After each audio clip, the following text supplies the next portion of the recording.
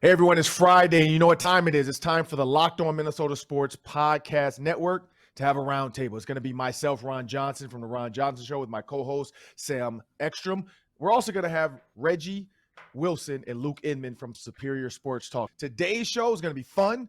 We're going to be fast-paced. We're going to talk Bears, Vikings. We're going to talk Kirk Cousins smoking weed and wearing chains. No, maybe not. Maybe. But tune in for that. Locked On Sports Minnesota Podcast. It's endless Minnesota Vikings talk with the diverse voices of your local expert. And it starts now.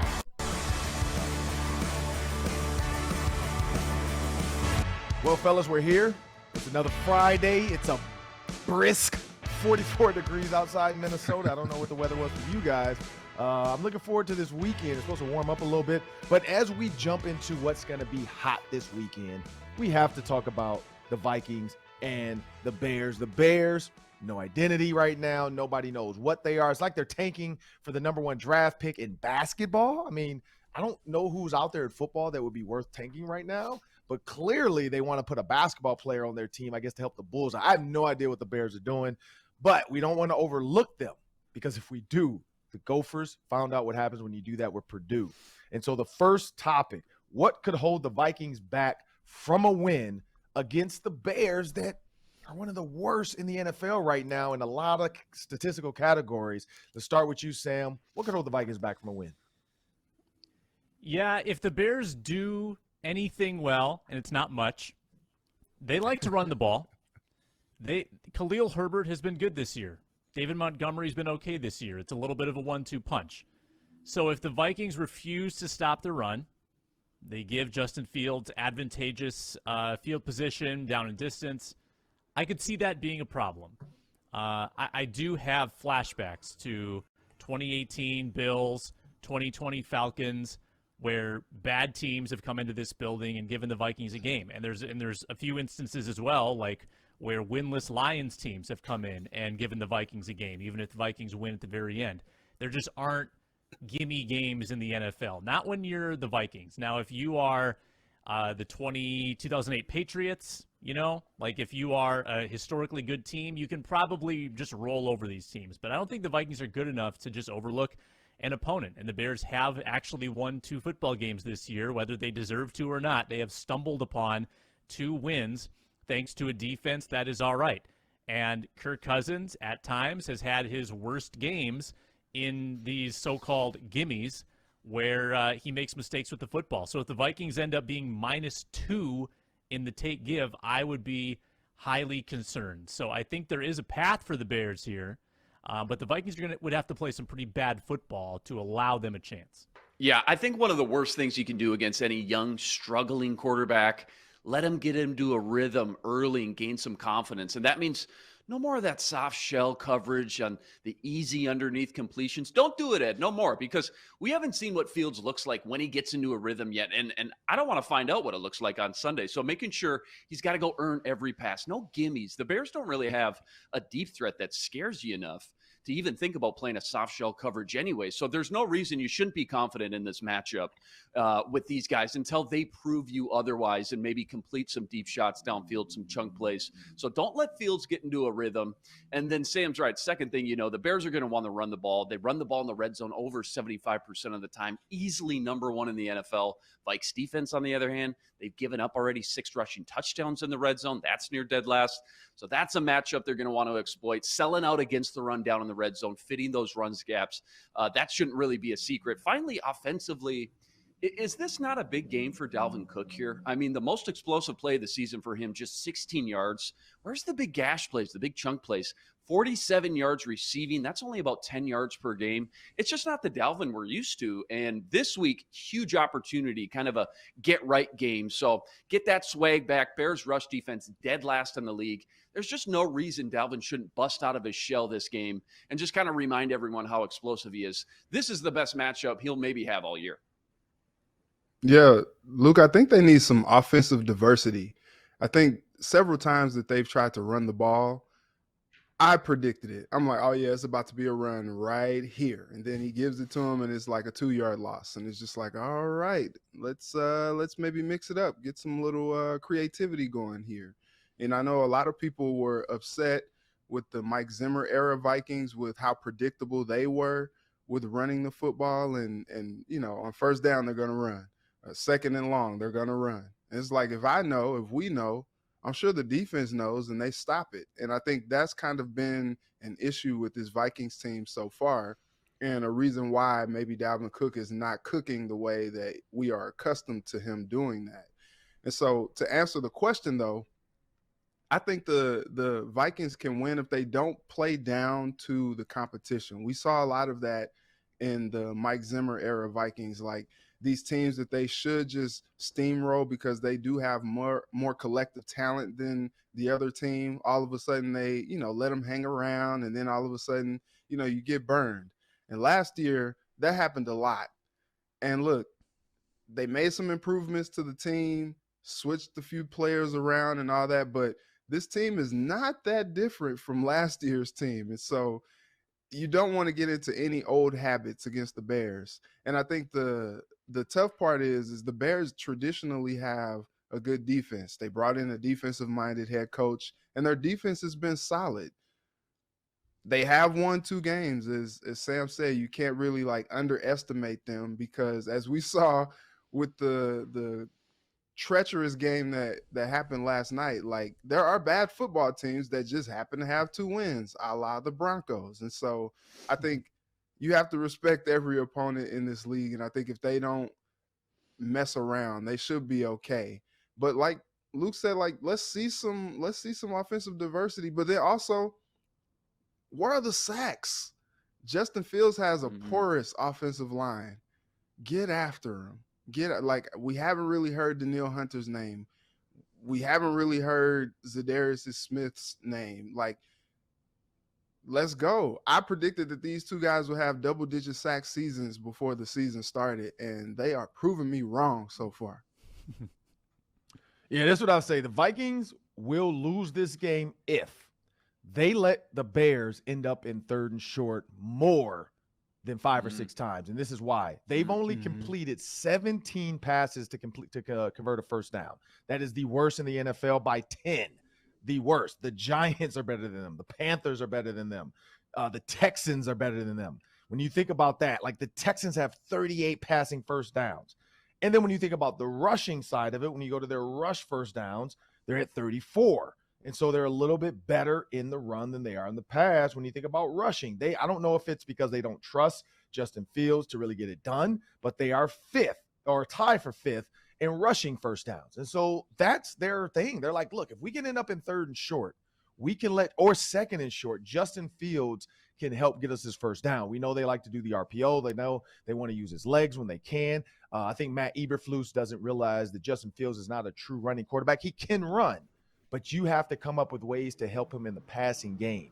I don't know if it's a coaching issue where Sean McVay could get more out of Justin Fields than the Bears are doing, but it's been 2 coaching regimes. Even though the offensive coordinator had a quote yesterday that said Justin Fields has gotten so much tremendously better. The word was tremendous. If that's tremendously better, I'm scared to see where he was before this, because this is abysmal. And so if the Vikings allow the Bears to run the ball, because they are the 3rd top rushing team in the NFL right now with 709 yards. And that's coming off of Broncos and a Colts game that are in the books. The Bears are still 3rd. So some of these numbers are skewed because the Broncos and the Colts stats have hit the books already for the NFL, but the Bears are 3rd, 709 rushing yards, 5 runs of 20 plus, 2 runs of 40 plus. So they have 7 explosive plays. That's tied for 2nd in the NFL, where the Vikings have 0. Dalvin Cook, Alexander Madison, Kirk Cousins, even Justin Jefferson, nobody's rushed for 20 plus yards yet. That is weird when you think about what this team used to be when it came to the run game. So if there was ever a game to get it figured out, this is the game. The Bears are giving up about 180 yards on the ground. This is the game to figure it out. So if they cannot get the run game going and they let the Bears get in 3rd and short, this is going to be a tough win for the Vikings. And they'll probably win it, but it'll come down to the wire. And you don't want to do that with the Bears. This should not come down. The Bears, without the rain, the Bears would have lost to the 49ers, and we all know that. That monsoon saved them because they can run the ball, and so they did it well in the rain, and the 49ers, vice versa, relied on the pass, and all their gimmicks, and you can't throw the ball to Deebo Samuels and George Kittle in that monsoon. So without the rain, you remove that, you go indoors, or you take it to the Bay Area, they lose that game. So they're 2-2 only because of the rain. Like Missy Elliott said, the 49ers the entire game kept singing, I can't stand the rain. It's my window. I can't stand the rain. I mean, that's where the 49ers were that game. Devontae Smith was too. He hated the rain the other night. But hey, Ron, that's a really good point, though, about the 3rd and short stuff, because remember, against the Lions, that's what really gave the Vikings defense fits. It was Swift and Jamal Williams getting 4, 5, 6 yards a clip on 1st and 2nd down. And then when they got in those 3rd and shorts, especially if you're going against an offense that's willing to go for it on 4th and short, that gives you 2 chances, and it opens up the whole playbook. How many times did the Lions on 4th down get a big chunk play for 15, 20 yards? And Justin Fields, maybe not, the same ability and the same offensive firepower, but he can run the ball. So RPOs, read options, it's a whole new element that the Vikings defense hasn't faced. So that's a really good point. I'm glad you brought that up. Winning on 1st and 2nd down, really important for this defense. Yeah. And also not really checking out too well for these Packers disciples in their new spots, huh? Got Getsy in Chicago. That offense looks atrocious. Nathaniel Hackett, he seemed like a slam dunk for the Broncos, and all of a sudden he just seems like he doesn't know what he is doing. Like he is way in over his head with this job. And that offense has looked putrid as well. You might be able to blame Russell Wilson for a lot of it, but at the end of the day, it's on coaching. And Luke, we got into it yesterday about the Justin Fields thing, so I won't even go there again, but find ways to simplify things for him. I don't know what they're doing there, but they're not playing to his strengths. Yeah. Well, talking about strength, we'll talk about strength of schedule. Bill Barnwell from ESPN had an article that talks about the hardest schedules in the NFL. He said the Vikings had the 5th hardest schedule so far, but they're going to have the 3rd easiest schedule the rest of the season. What do you see being the most pivotal games for the Vikings looking ahead? We'll start with you, Reggie. So I kind of don't understand that. I do understand the Eagles. Yeah, that was a tough game. But I wouldn't say that their schedule was the toughest. I thought that this was kind of like the easier part of the schedule. When you look at the schedule coming up, you got teams like the Cardinals, the Cowboys, the Bills, the Commanders. But, then you got to play the Packers again. And so I thought that the schedule was like kind of strengthening up a little bit more. And so I thought that these games that they are getting a chance to win were the games that they needed to, because things are about to get tougher for them. So I don't know. It's weird. I don't really understand Bill Barnwell, and much respect to Bill Barnwell. If SVP trusts him, I trust him as well. And he's usually spot on with a lot of things, but I feel like the Vikings are doing what they are supposed to do in this first part of the schedule, because then it's about to get tough. Like when they go to Buffalo in November, God bless, man, because that's going to be a tough game for them. And they need to kind of figure out some of these cobwebs that they've had and shake them off on offense. And, they say they like to play the bend but don't break defense. Luke, what did I say? They've been mighty bendy. They've been mighty bendy up until this point with all that. Yeah, with all that soft coverage, playing pitch and catch against that defense. Like, I think they need to shore up some things and really kind of play to the identity of who they say they want to be before they get into these next stretch of games. Yeah, soft and bendy. But in the words of Vince Vaughn, hold up, Luke. In the words of Vince Vaughn, erroneous on all counts, Reggie. That is erroneous. This is why quick, and I'll let Luke go. But when you look at this schedule, the second half, it is easy. You got the Bears, you got the Giants, you got the Jets, you got the Lions, you got the Colts, you got the Commanders, you got the Patriots at 7. That's 7 teams. And now you have the Tua-less Dolphins. That's 8 teams. 8 teams that are considered, and the Bears. You got 9 games. The Bears are in this, and you have to play the Bears twice. That's 9 games. That's 9. I can't believe you lumped 9 the Patriots games against in those there. teams. The Patriots are not good. The Patriots Dude. are not good. The Mac Jones-led Patriots When's the last time are we beat the still Patriots? trying to figure it out. Man, This year? they're It was still happy. the Patriots. They're still the It Patriots. It was like raining. It was a monsoon there last time the Vikings had to go, I think. I'm pretty sure. In the Yeah, it words was a of Vince mess. Vaughn, wait a minute. In the words of Vince Vaughn, Ron, why are you yelling? Why are you yelling at us, Ron? What's going on? Hey, Hot Buffalo route. Week 10. Hot route. I don't know what that means. And that Buffalo was Week Owen 10. Yeah, nope. Wilson. Owen Wilson Oh, said, "Why are okay. you yelling Yeah, at me?" I thought. that's my role. That's my role right there. Oh wait, no. Or was Reggie's Vince right. Vaughn? Yeah, Vince Vaughn was the yeller. Owen Wilson was wondering because Owen Ma, Wilson got the meatloaf. Meatloaf. Who What got is she hit? doing back there? I never Yeah. know. This thing is off the I rails. never know what she's doing. Owen Wilson All was right, the you wonder why you're yelling at me. Yeah, I think I can keep going Wedding Crashers all day. You want me to get back into the schedule? You ready? So you're mad some hot old lady. No. Suck it up. Kitty cat. Suck it up. All right, Luke, what you got? What you got, Luke? Easiest, hardest schedule now. Oh, Easiest schedule man. going down the road. What's a pivotal game for them? The one I circled right away, I think the Bills were the Super Bowl favorites heading into the year. No better litmus test to see where this team's at, playing a really good team. And let's be honest. I mean, kind of playing with house money going into that game. They'll be at least 7-point dogs, if not more. All the pressure's on Buffalo to win. I don't think anybody realistically expects the Vikes to go in there and win. You want to see them compete, but fun game, though, on paper, right? Diggs versus JJ. Josh Allen torched you in 2018. A lot of bad memories. Chance to maybe exercise some demons, if you will. That's the cream of the crop for me. I think that's the most entertaining game on paper. Then in a tier below, at Miami week 6, Teddy revenge game. Dallas week 11 after what happened last year versus Cooper Rush. That gives some fans some PTSD. Patriots here on Thursday Night Football on Thanksgiving. I'm not writing that one off because playing Bill Belichick on a short week, that scares the heck out of me. I don't know about Ron. Apparently not. Thank you. And then you end the season at Lambeau. I mean, maybe with division title implications on the line. I think those are the juiciest games left on the schedule as we sit here, just from what we've seen these teams do through these first 4 weeks. Giselle Bundchen is do- so mad at the Patriots, she's going to give their playbook away to the Vikings. Ooh. Cool. Can't underestimate that. Can't underestimate that.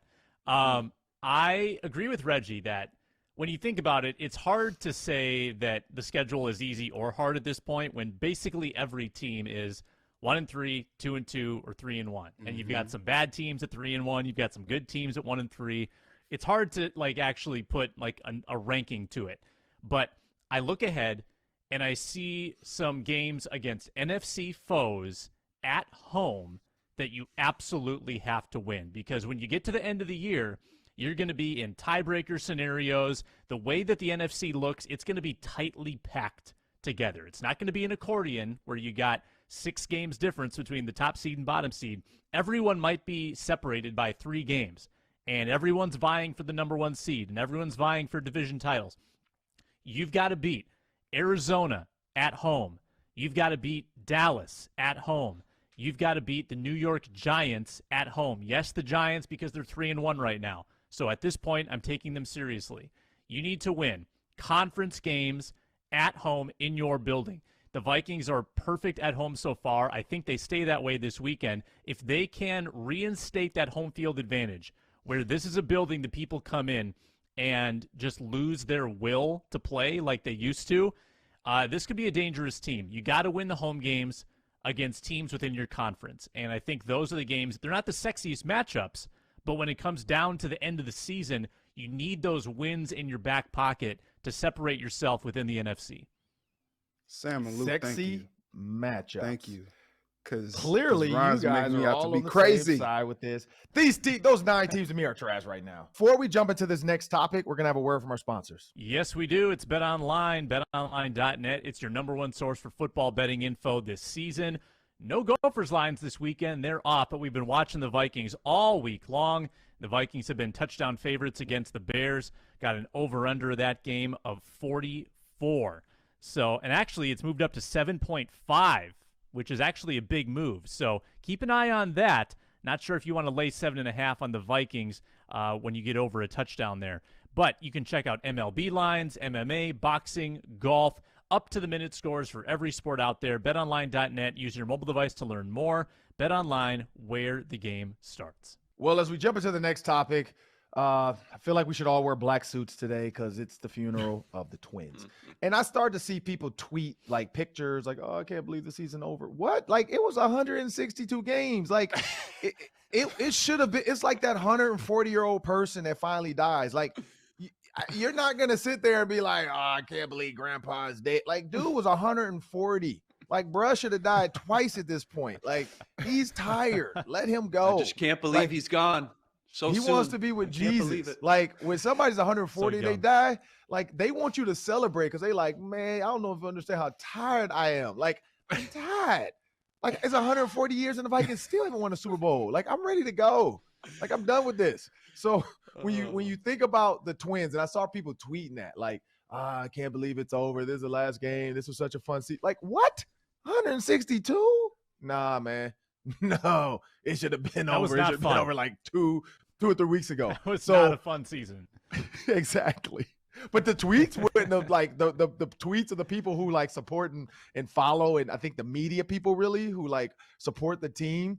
They were tweeting those out like, oh, I can't believe this is the last game. What? Yeah, it's 32 degrees next week. It's definitely the last game. Last game should have been a while ago. But let's jump into this first. Luke, what will you remember about this season?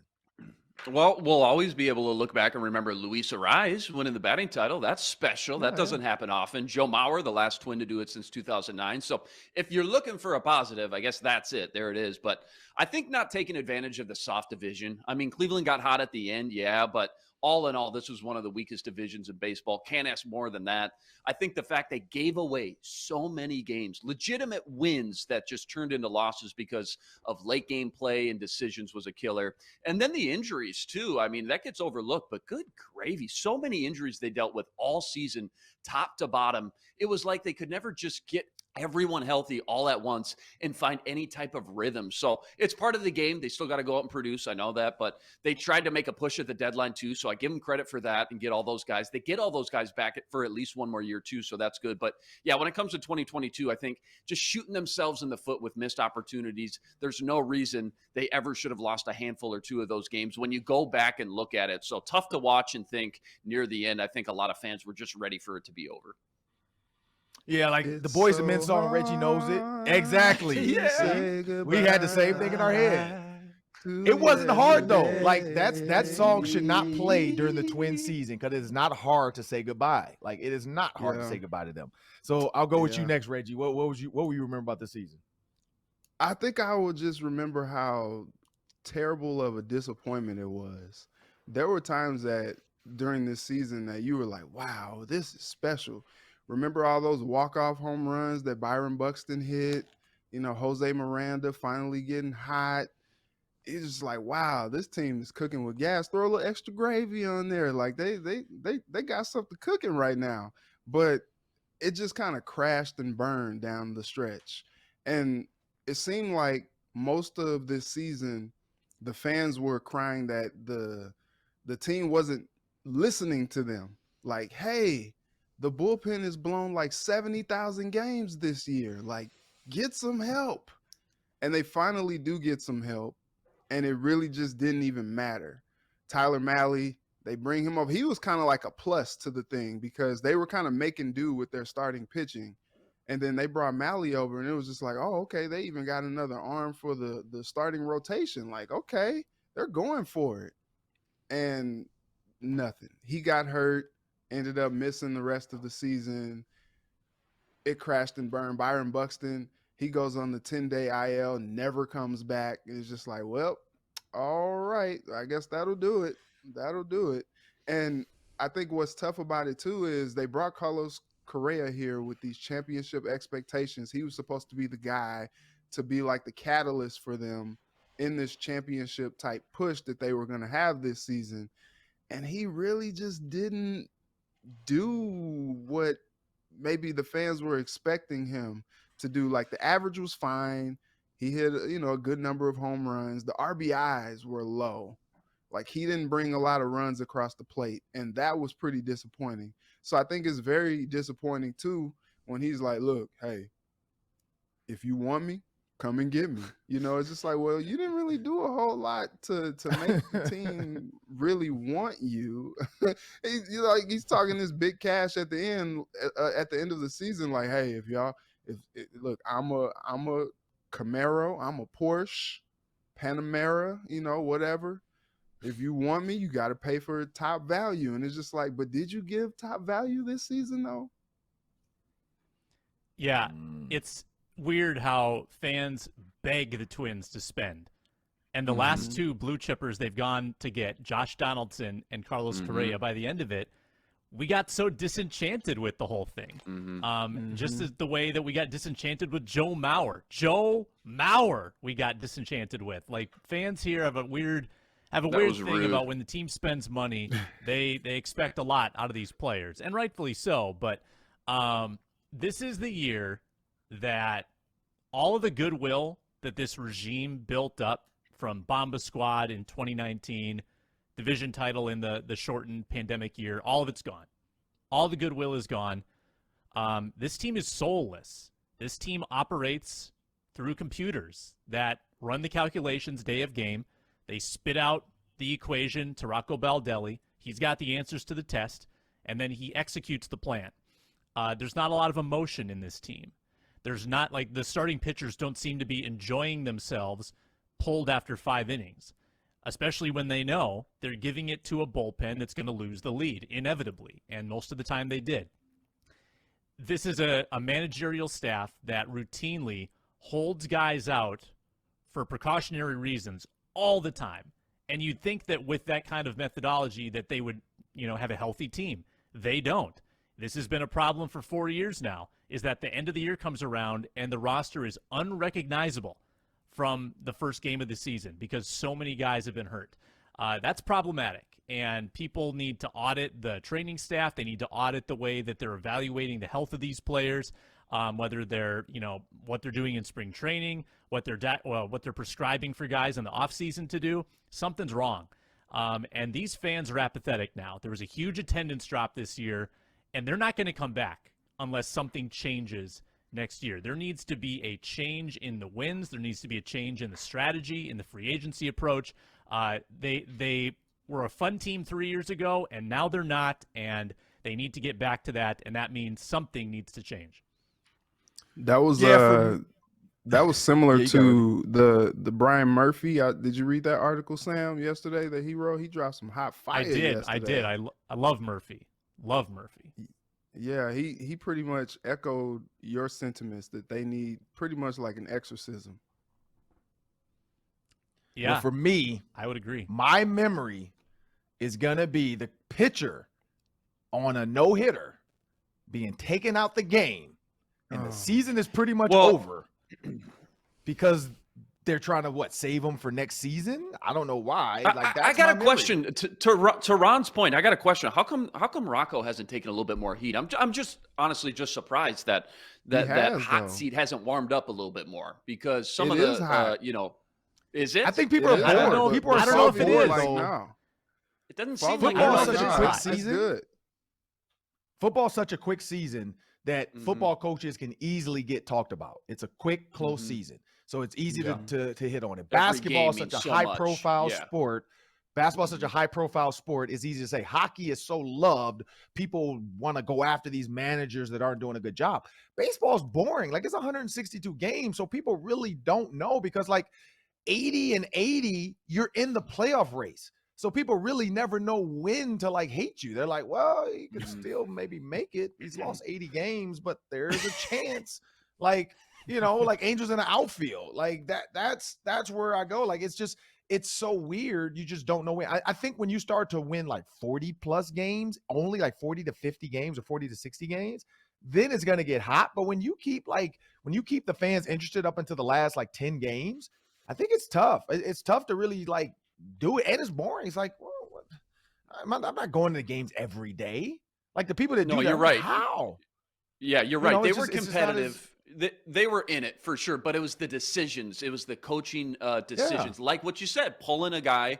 And this is a small example, but pulling a guy when he's on a no-no. But a lot of those late game decisions that, again, they were up late in games so many times in the middle of the summer that turned into losses. A lot of that could be pointed on, obviously, Rocco, your manager, and your decisions, especially with the pitching staff. So I'm just surprised. For me, and maybe I'm wrong, it just doesn't seem like his seat was very hot. I thought he should take more criticism. If nothing else, I'm not saying he should be fired, but at least take some more criticism and own some of those blown leads. But I haven't heard much discussion for that. It sounds like they're committed to him for the future. I think he owns only so much ownership because of the way they've structured this front office, where Levine and Falvey give the orders down and Rocco executes them. And I think Rocco also gets absolved a bit by the injuries. Right, like I think that's true. He can't really. And he lost his pitching coach. Yeah, and he lost that pitching coach. I don't know how much that has to do with things, but doesn't help. But I think he's insulated. I think he's insulated by this front office that knows that they're the ones making the decisions. So Rocco doesn't take a lot of that heat. He just has to like manage the morale day to day, and then the other guys are kind of protected in this cocoon where they don't have to answer for it necessarily, but they're the ones making these high-level decisions, which is frustrating. That's why the fans get frustrated, because they can't actually hear from the guys that have these mandates about rest and pitch count and bullpen usage. So when you say they're making the decisions, are you talking about the in-game decisions, the actual in-game decisions? I'm saying that at a high level, I'm sure Rocco has a little bit of autonomy, like pitch to pitch and out to out, but high level, Rocco's been told, we don't want our pitchers going third time through the order. Because the numbers would indicate that the opponent average is going to be 300 or better. We're going to go to our bullpen and roll the dice with bad bullpen arms, and we don't want you varying from that approach. That is what I believe to be true. Which is why, he really can't answer for a lot of that after games. It just kind of sucks, too, that they put him in that situation where, he makes those decisions because he's being told that that's how they run a baseball team. And then he's the guy that has to answer for those decisions game after game after game. And it's like, man, I kind of feel for him in that regard. You can tell that Rocco is a good guy. You can tell that he's a very knowledgeable guy and he knows what he's doing. But I think it's like organizational malpractice that they are so behind the numbers and the computers and the analytics and all that stuff. I sound like I'm like 60,000 years old, but it's kind of crazy that they are behind those things and not just kind of taking a look and look, say what you want about Tony La Russa. He flamed out in Chicago. It is what it is. But those Cardinals teams that won the World Series, the last couple of decades, like he was coaching and managing off of his gut. He was doing things that felt right. He was pulling the strings and it was working for him. Didn't work in those, series, those World Series against the Red Sox. I still hate that, but those things were working for him. And it's just like, maybe you don't need to rely on, use the data to help, but also just watch the game. You're sitting there in the dugout anyway. You're sitting up there in the press box or wherever you're sitting anyway. Like, just watch the games and see what's happening. Like, I thought it was crazy this year that they just continue to do the same thing. Exactly. Like, the many times that they rolled out, Griffin Jacks and, some of these bullpen arms Pagan. that you're just like, oh my God, you put Emilio Pagan out there again after what just happened yesterday. And he does the same thing. I think there's just, the people that I follow on Twitter, they're upset with guys like Falvey and Rocco, but like they get the vote of confidence from, ownership or whoever. They're like, oh, no, like we're going in the right direction. Like, we'll keep those guys in place. We believe in their plan. It's just like, can you believe in that plan? Because it continues to get the same results. It's like the definition of insanity. Nothing is more like inflammatory, I believe, than Labor Day weekend being right there at the first place mark and then finishing the season 14 games back. How does that even happen? Like, heads are supposed to roll there. I'm never for anybody like losing their jobs coming from a guy who got laid off from a job before. It's gut-wrenching. It's heartless. I know they get paid much more than I did in my little Dayton, Ohio job, but like something needs to happen. They need to change some things around because somebody needs to answer for that tremendous drop. What, like, that was only like a month and some change that was Labor Day weekend, Yeah. and you finished the season as terrible as it did, like under 500. What happened there? Somebody needs to answer for that. No, you're right, Reg. Like, somebody needs to be accountable for that. But again, apparently that's not Rocco, because he's just kind of this glorified yes man. And again, I root for Rocco. I like it. But Reggie's right. Like, that was so bad, so quick, so fast at the end. Somebody's got to be held accountable. You can't just say, well, Byron Buxton was out for the last 5-6 weeks. Well, I mean, yeah, that sucks, but that's just part of the game. You should be more competitive than that, especially near the end, after you kind of not sold the farm, but I mean, you really went all out to go get 3 arms there right at the end that really didn't turn out to have much of an impact. Obviously, again, more injuries with Tyler Malley and things like that. Well, the season's over for the Twins. They sucked. They ended it badly. They were 12 games out. The Gophers are on a bye week, which they need the rest. Mo Ibram needs to rest that ankle. So what will you guys be watching this weekend on Saturday? We know Sunday's the Vikings, but Saturday, no Gophers, no Twins. What will you guys be watching? Start with you, Sam. It's college hockey season, right? So I got my go. Gophers taking on Mankato on Friday and Saturday, so I'll probably have an eye on that game. That's a top 5 matchup. Gophers number 2, Minnesota State number 5. Gophers have the number 3 pick in the NHL draft, Logan Cooley, had 2 goals in his debut series along with 2 assists. College hockey time. Got to dive in. Luke. Yeah, TCU, Kansas, that's a big one. College game day will be in town. Paul Rudd, by the way, the odds-on favorite to be the celebrity guest picker. That's always cool. 17th versus 19th ranked teams in the country. So I think that'll be a good one.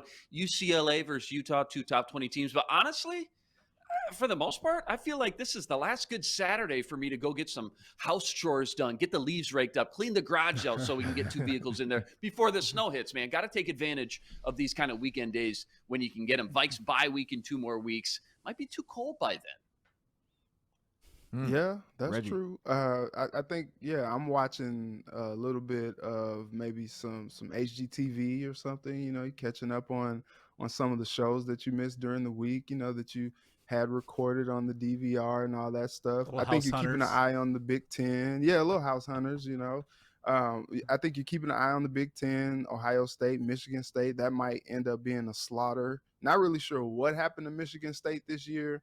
Was last year a fluke? I hope not, because I like Mel Tucker, but that might get real ugly come Saturday at 3:00 against Ohio State. That's gonna be interesting. But also, look, hoops are back, baby. Like I'm a big NBA guy. I'm excited to watch even some of these preseason games. Things have been fun. Victor, let me make sure I got it right. Victor Wembanyama. Who is this guy? LeBron called him an Bless alien. Thank you. LeBron called him an alien. I am excited about what he's doing. He scored 36 points yesterday, 11 boards. The dude came down court, took 3 steps from half court, and he had the ball in his hand in the corner on a fadeaway 3-point shot, nothing but net. This dude is beyond a unicorn. Like LeBron said, he's an alien playing G League. Like maybe the Bears, you talked about it, Ryan, the Bears are maybe tanking for the top, basketball pick. Maybe they're tanking for Victor, because he looked just that good. Maybe they can throw him out there and he can slam dunk. Put him up there to block field goals. Yeah, I mean, but just at receiver, let him I don't do think it. anybody could stop him catching a fade route. Like Right? corner to end zone, Right. who's gonna stop that? 7'3", Yeah. 8-foot wingspan, like just throw it up. calling Nobody in him college or high school or the NFL can out jump this kid for the ball. I don't care if it's Tony Gonzalez, it could be Odell Beckham. There's no DB for sure gonna out jump this kid for a jump ball. So hey, the Bears might be on to something. Just don't put them in the regular. Just get us to the red zone, Justin Fields, and then we are gonna throw the fade. We're telling you it's coming. You can try to jam them if you want, but hey, we're throwing it up. Just get it to the end zone. Hail Marys. I've I've heard- heard be the Hail Mary King. They could I've just get heard to he's 50, a blend actually. of Rudy Gobert and Kevin Durant put together. So Did yes, you a see unicorn, how absolutely. little he made Rudy look in that picture yesterday? Like that was insane. Rudy is 7'1". He's all of 7'1", and he was just That's like, Chet three-time Holmgren had defensive about player 2 of the minutes year. where he was the Yeah. unicorn. Yeah. Well, Now it's this guy. here's mine. I can't believe none of you guys said this. All year, they've been arguing. They've been fighting. Jimbo Fisher versus Nick Saban. Like, that is A&M. going to be electric. Like, I cannot wait because, one, if Saban has a chance, he is going to absolutely destroy Texas A&M from a recruiting standpoint to prove, hey, I should have the #1 recruiting class. Two, if Jimbo Fisher has a chance to stick it to Saban, he is going to do it. They are the handshake of Jerry Kill and PJ Fleck is very, very low on the totem pole compared to the handshake between Jimbo Fisher and Nick Saban. I don't think, like, this is the difference. When people really want to fight, they don't talk about it. Like Jerry Kill talking about he might not shake PJ. That's like the knock it off my shoulder. Knock it off his shoulder. Knock the stick off his shoulder if you want to fight him. Like, that's what that is. You don't really want to fight. Jimbo Fisher has not made a comment about shaking Nick Saban's hand. Why? Because he truly believes, depending on how I feel, screw you. Like, you could apologize to me. You could do whatever. You literally try to throw me under the bus with my NILs while you're over there doing the same thing, if not worse. And I beat you at your own game and you're pissed. So I'm excited about that one. And then, of course, my daughters both are playing volleyball Saturday. So we are kind of on double duty. The 7-year-old has a game at 9 a.m. and then the 11-year-old has a game at 9 a.m. But then the 11-year-old has a second game. So I'm going to try to catch a little bit of the littles game and then jump over to my older daughter's game. The good thing is one is Eden Prairie, one's Chanhassen, so they're not far apart where I can get to both within like 5-10 minutes.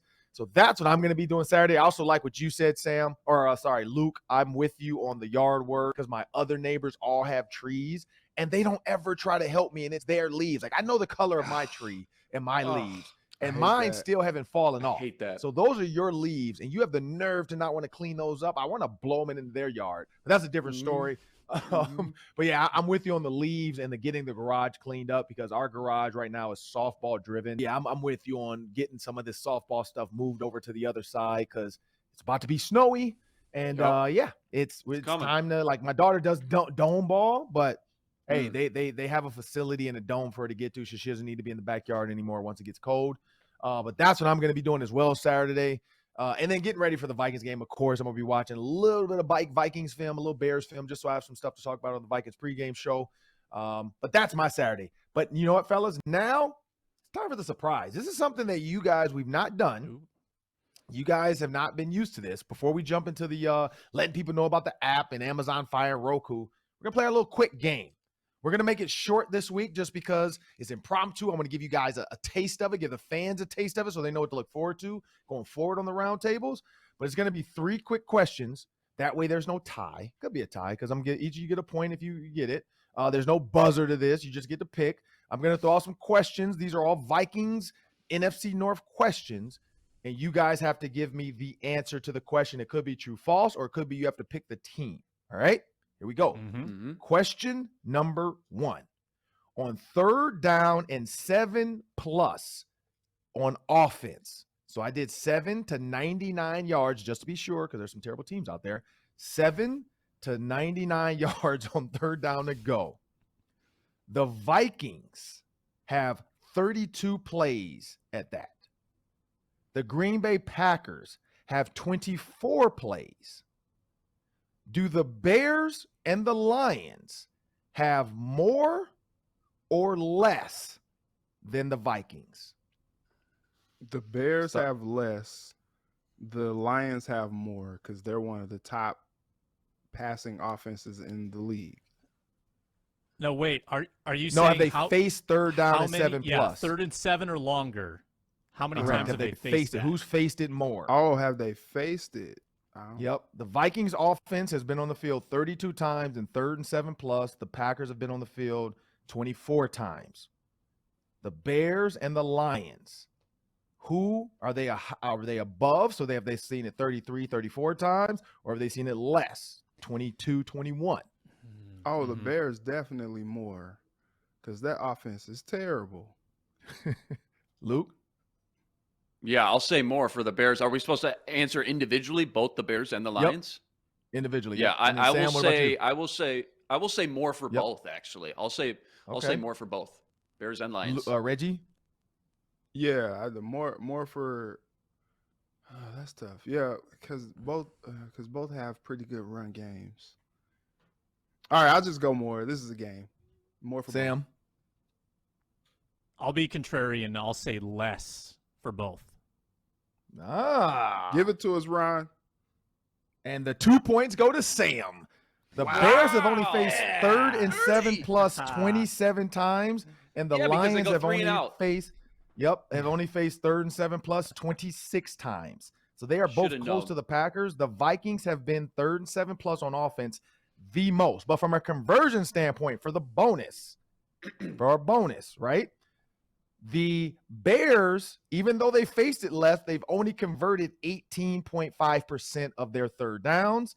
The Vikings have converted 25%, the Packers 33%. The Lions, are they better or worse than the Vikings at converting on 3rd and 7 plus? I'll say worse. I say better. They're putting up a lot of points. Sam? Better. And the points go to Reggie and Sam again for that one. The Lions have converted 26.9 of their 3rd and 7s plus. All right, we're going to move on to question number 2. That was a 2-parter for one. Question number 2. Yeah. On You suck, 3rd and Luke. 7 plus, now we're going to the defense. I suck. Defense. The Chicago Bears have allowed a 42.9 conversion rate on 3rd down and 7 plus, and the Green Bay Packers have allowed a 4.0 conversion. Between the Minnesota Vikings and the Detroit Lions, who's better on 3rd down of stopping the conversions? Vikings. Vikings. Reggie says Vikings. Sam says, Luke says Vikings. Sam? Yeah, Vikings. All right, everybody gets a point there. Boom. Nice. Current point system, Reggie has 2, Luke has 1, Sam has 4. The Vikings are 11.1% allowing 3rd and 7 plus conversions. The Lions are 20. The Packers are 4%. That is crazy. 4% That's crazy. conversions. And the Bears almost 50% of the time if you're in 3rd and 7. So honestly, you know what? I said the Vikings don't want to end up at 3rd and 7. This might be the week to do it 3rd and 7. Maybe they do. That defense on 3rd and 7 Yeah. has not figured it out. I mean, they don't have the pass rush. Khalil Mack gone. They don't have it anymore. Last one, 3rd and 7 plus. This is a quarterback question now. 3rd and 7 plus. Question number 3. On 3rd and 7 plus, from a completion standpoint, completion percentage standpoint, Aaron Rodgers is at 64.7%. Guy's pretty good. Jared Goff is at 60%. Justin Fields and Kirk Cousins, are they better, worse, or in between those guys?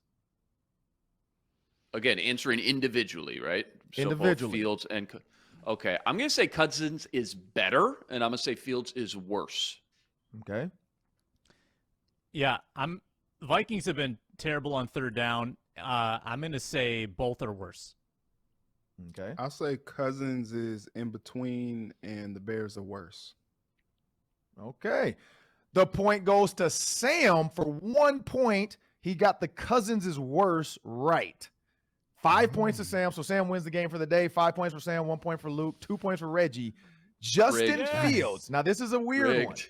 Justin Fields is the best NFC North quarterback on 3rd and 7 plus. He's completed 75% of his passes. Now, What, granted, 3 he's out only of thrown 4? 12 How many of them. attempts? 3 12. attempts? 12 How many? attempts. He's 9 for 12. Okay. So he's only converted. He's only pretty thrown good. it 12 times. But that's why this Wow. is a game of numbers, because it doesn't matter how many times he's thrown it. Yep. That's why I did percentage and not overall numbers. But 75% completion for Justin Wow. Fields on 3rd down and 7 plus. He's 9 for 12. It doesn't say how many yards he threw for either, because he hasn't converted them, but he's completed them. He's dumped them off.